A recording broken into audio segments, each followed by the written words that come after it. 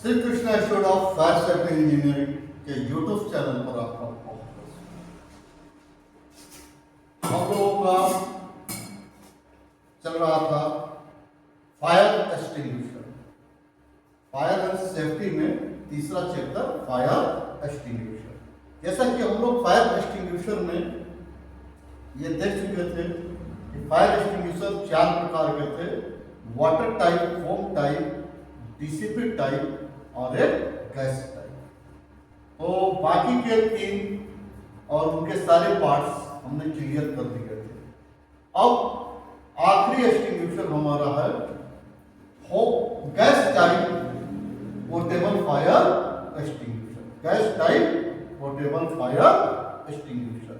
अब इस एक्सटिंग्विशर को अपने को क्लियर करने की जरूरत है।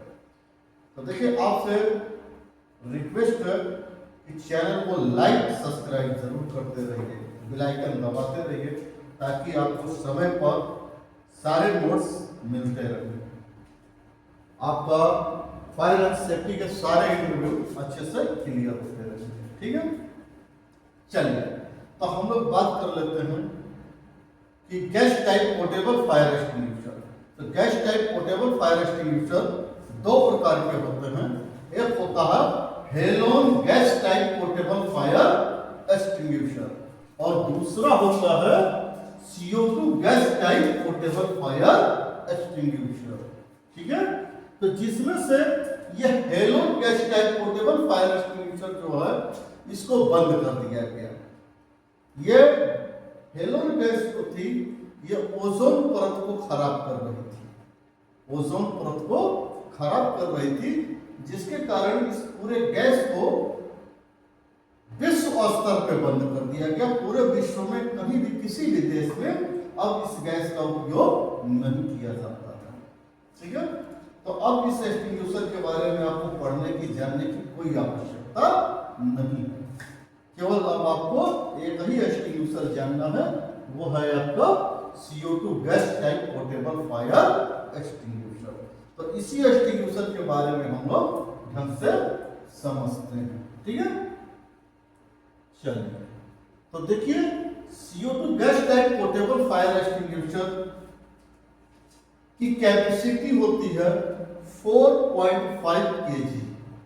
4.5 kg यानी इस एक्सटिंग्विशर के अंदर में डायरेक्टली CO2 गैस भरा होता है। CO2 गैस भरा गया होता है। यानी CO2 गैस क्या है कि एक एक्सटिंग्विशिंग मीडिया है जो कि आग को बुझाने का काम करेगी, और खुद में वो एक प्रेशर भी है।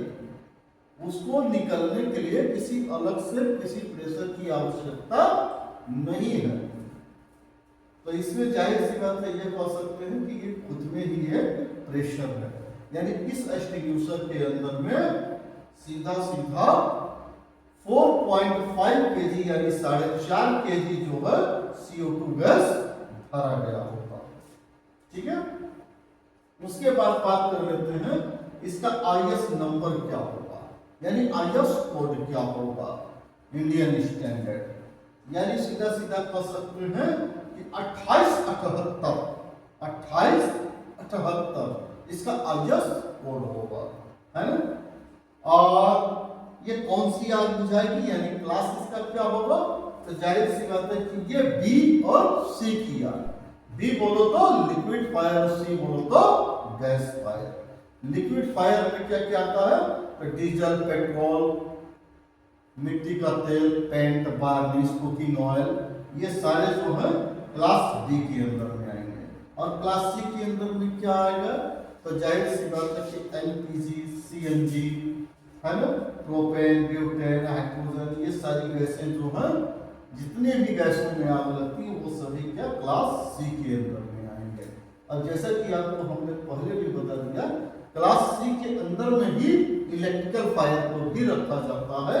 यानी इलेक्ट्रिकल फायर भी इसी एक्सटिंग्विशर से बुझाया जाता है। ठीक है, तो यहाँ तक लगभग आप लोग क्लियर है। ठीक, अब हम लोग इस एक्सटिंग्विशर के सारे पार्ट्स के बारे में बात कर लेते हैं। इसके सारे पार्ट्स को जरा सा एक तरफ से समझ।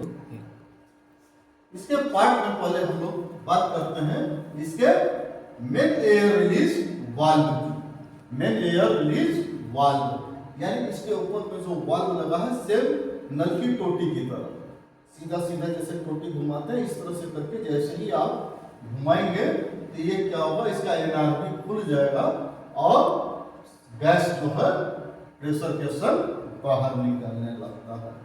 ठीक है, उसके बाद बात करते हैं इसके कैरिंग हैंडल का। इसके कैप असेंबली में से ही लग करके इसका कैरिंग हैंडल लगा होता है, जिसको पकड़ करके हम इस एक्सटिंग्विशर को एक जगह से दूसरी जगह ले जा सकते हैं यानी कैरी कर सकते हैं। उसके बाद बात करते हैं इस एक्सटिंग्विशर के अंदर जो गैस भरी गई होती है वो होता है CO2 गैस, है ना। तो CO2 गैस जो है 25% जो है वो गैस फॉर्म में होती है और 75% लिक्विड फॉर्म में होती है।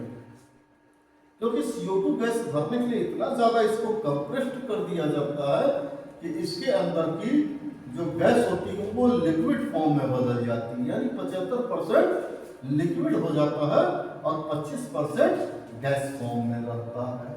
ठीक है, और इसी में कैप असेंबली से लग करके एक सीधा सीधा एक ट्यूब नीचे आती है जिसको बोला जाता है साइफन ट्यूब। इस साइफन ट्यूब का काम क्या होता है कि ये गैस को लेकर के सीधा सीधा बाहर की तरफ निकलता है।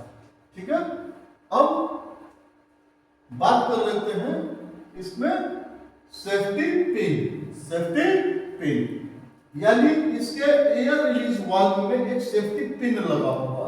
इस सेफ्टी पिन का काम क्या होता है, फॉल्स ऑपरेटिंग को रोकना। इसको ऑपरेट करने से पहले आपको सेफ्टी पिन निकाल करके इसको ऑपरेट करना होगा, यानी वाल्व को घुमाना होगा, है ना। अगर ये आप पिन नहीं निकालते तो वाल्व आपसे घूमेगा नहीं। ठीक है, तो फॉल्स ऑपरेटिंग को रोकने के लिए इसमें सेफ्टी पिन लगा हुआ होता है। उसके बाद बात कर लेते हैं इसमें जो ये पाइप लगी है, इस पाइप का नाम पूरा होता है high pressure flexible rubber pipe, यानी हाई प्रेशर को सहन करने वाला और लचीला रबर की पाइप होती है ना, जिसका पूरा नाम है high pressure flexible rubber pipe. ठीक, अब बात कर लेते हैं सेफ्टी वाल्व। इसके अंदर एक लगा होता है सेफ्टी वाल्व।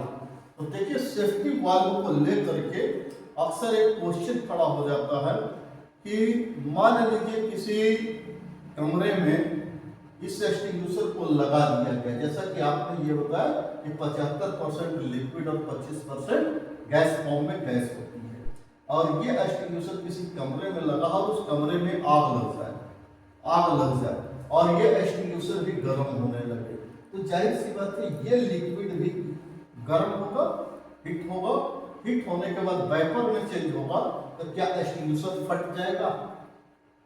क्योंकि 1 लीटर लिक्विड 250 लीटर गैस बनाती है कोई, है ना।